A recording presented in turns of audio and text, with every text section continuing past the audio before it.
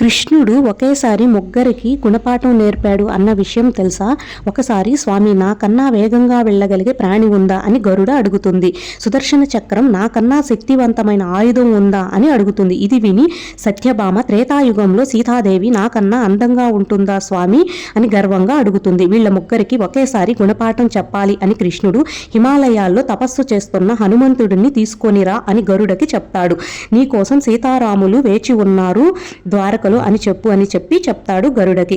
ఇది చెప్పిన వెంటనే గరుడ వెళ్తూ ఉంటుంది. తర్వాత సుదర్శన చక్రానికి లోపలికి ఎవరిని రానియొద్దు అని చెప్పి సుదర్శన చక్రానికి చెప్తాడు. సత్యభామకి అందంగా రెడీ అయ్యి రమ్మని చెప్తాడు.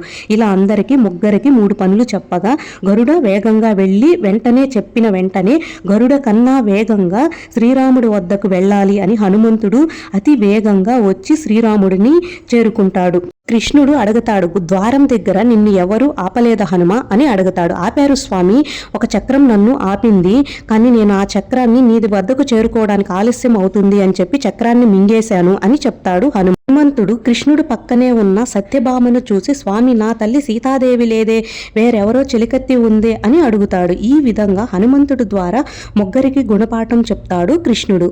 మీరు కనుక ఫస్ట్ టైం ఈ కథ వింటే please like, share, subscribe. Thank you.